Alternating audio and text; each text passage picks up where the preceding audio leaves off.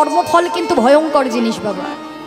তুমি যদি কর্ম করো, জীবনে কর্ম করতে করতে আমরা কিন্তু অনেক অপরাধ করে চলি বাবা, কিন্তু অপরাধ করে তবুও দেখবেন আমরা মানতে চাই না।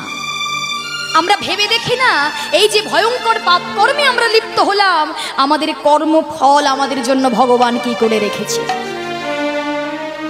যে নাকি গঙ্গার পুত্র ভীষ্ম কুরুক্ষেত্রের যুদ্ধের পরে 58টা দিন তীর বাধা প্রাপ্ত হয়ে পড়েছিল, যন্ত্রণায়, অসহ্য যন্ত্রণায় ছটফট করতে করতে কাতর হয়েছিল। ভগবানকে ডেকেছিলেন, প্রভু একবার আমায় দেখা দাও, একবার দেখা দাও, কেউ আছো আমায় সাহায্য করো, আমায় একটু জল দাও। ও আমি যে অসহ্য যন্ত্রণা আর আমি সইতে পারছি না গো। ভগবানকে ডেকেছিল দয়াময়। সবাই বলে তুমি বিপদ ভঞ্জন মধুসূদন, তুমি নাকি বিপদ কালের বিপদ হরি। আমার এত যন্ত্রণা, এত কষ্ট, আমি তোমাকে ডাকছি, তবুও কি তুমি শুনতে পারছো না প্রভু? একবার দয়া করো, একবার কৃপা করো। ভগবান কিন্তু ভীষ্মের সামনে দাঁড়িয়েছিল মা। ভীষ্মের সামনে যখন দাঁড়িয়েছিল, ভগবানকে কেঁদে কেঁদে ভীষ্ম বলেছিল, প্রভু যুগ যুগ ধরে যোগী মুনি ঋষি সাধনা করে,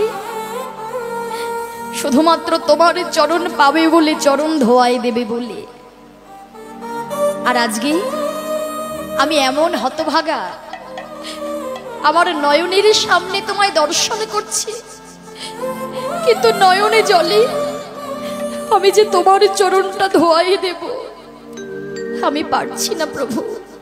কেন কেন আমি পারছি না? কেন এই 58টা দিন ধরে আমার এই অসহ্য যন্ত্রণা? কেন আমার এত জ্বালা প্রভু? বলে দাও আমায়। ভগবান বললেন, ভীষ্ম এটা হলো তোমার কর্মফল। হরি বল, হরি বল।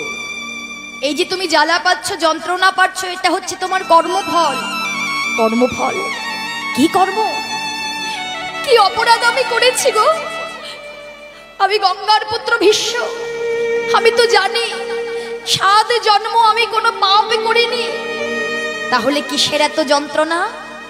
বলছে ভীষ্ম, তুমি 7 জন্ম কোনো পাপ করনি, কিন্তু তুমি 8ম জন্মে কোন পাপের ভাগীদারি হয়েছিলে এটা কি তুমি জানো? এটা কি তুমি জানো? 8ম জন্মে? না তো প্রভু, আমার তো 8ম জন্মের কথা কিছু মনে নেই।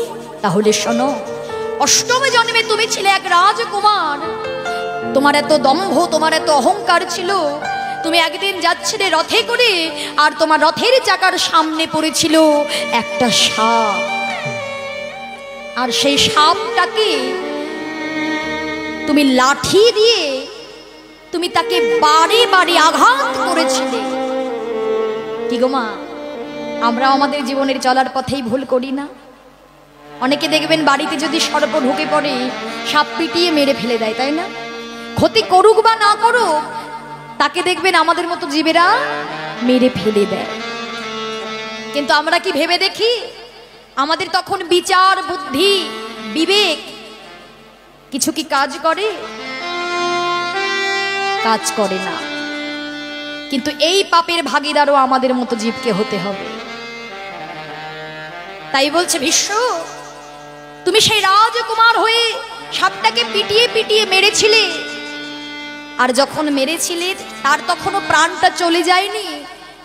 সেই ক্ষত বিক্ষত অঙ্গ তার, সেই লাঠি দিয়ে ধরে তাকে এমন জায়গায় ছুঁড়ে মারলে সে পড়ল ওই কাঁটা ঝোপের মধ্যে। কাঁটা ঝোপের মধ্যে যেই পড়েছে, হরি বল, হরি বল,